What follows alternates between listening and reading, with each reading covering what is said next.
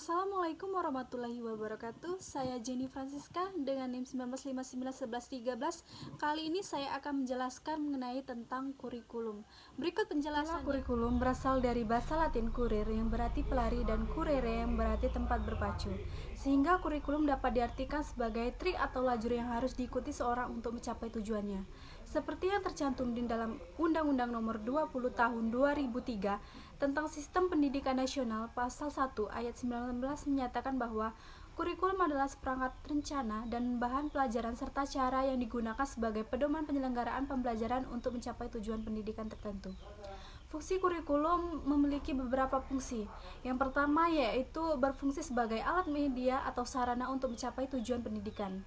Yang kedua yaitu kurikulum sebagai pengorganisasian belajar, learning organizer yang tersusun dengan cermat. Kurikulum selalu disiapkan dan dirancang bagi siswanya sebagai salah satu aspek yang akan dialami siswanya.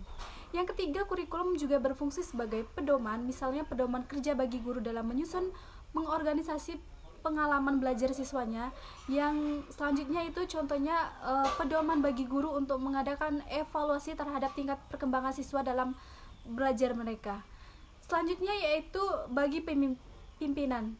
Kurikulum berfungsi pedoman dalam mengadakan fungsi evaluasi, yakni misalnya seperti perbaikan situasi belajar agar lebih kondusif. Contoh selanjutnya yaitu menciptakan situasi belajar yang menunjukkan situasi belajar siswa ke arah yang lebih baik. Nah, selanjutnya itu komponen-komponen kurikulum. Kurikulum memiliki 5 komponen, diantaranya yaitu tujuan, materi, strategi pembelajaran, organisasi kurikulum, dan evaluasi. Berikut ini saya akan menjelaskan mengenai tentang komponen tujuannya. Komponen tujuan kurikulum merupakan suatu organisasi yang dimaksud untuk mencapai tujuan pendidikan. Tujuan itulah yang dijadikan arahan yang acuan segala kegiatan yang pendidikan yang dijadikan berhasil atau tidaknya program pengajaran di sekolah. Dapat diukur dari seberapa jauhnya dan seberapa banyaknya pencapaian tujuan tersebut. Selanjutnya komponen isi atau materi. Isi program kurikulum adalah sebagai salah satu yang diberikan kepada anak didik dalam kegiatan belajar mengajar dalam rangka mencapai tujuannya. Isi kurikulum itu meliputi bidang studi yang diajarkan dan isi program tiap-tiap bidang studi. Selanjutnya komponen media atau sarana prasarana. Media sarana perantara dalam pengajaran. Media juga perantaran untuk menjabarkan isi kurikulum yang lebih mudah dipahami oleh peserta didik. Selanjutnya yaitu komponen strategi pendidikan.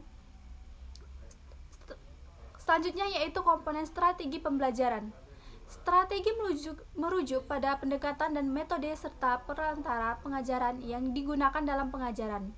Tetapi pada hakikatnya strategi pengajaran tidak hanya terbatas pada hal itu saja. Selanjutnya komponen proses belajar mengajar. Komponen ini sangat penting dalam sistem pembelajaran sebab diharapkan melalui proses belajar mengajar akan terjadi perubahan tingkah laku pada peserta didiknya. Selanjutnya yaitu lahir komponen evaluasi, di mana komponen ini salah satu komponen kurikulum dalam pengertian bebas. Evaluasi kurikulum yang dimaksud dalam komponen ini untuk memeriksa tingkatan tercapai tujuan-tujuan pendidikan. Nah, selanjutnya yaitu saya akan menjelaskan mengenai tentang jenis-jenis kurikulum. Jika dilihat dari sudut pandang sebagian pengembang kurikulum, dikenakan jenis-jenis kurikulum sebagai berikut.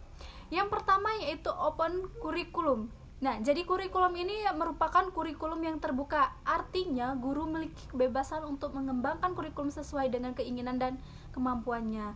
Selanjutnya yaitu closed kurikulum, di mana kurikulum ini tertutup. Artinya, kurikulum sudah ditentukan secara pasti mulai dari tujuan, materi, metode, evaluasi, sehingga guru tidak bisa melaksanakan apa adanya aja.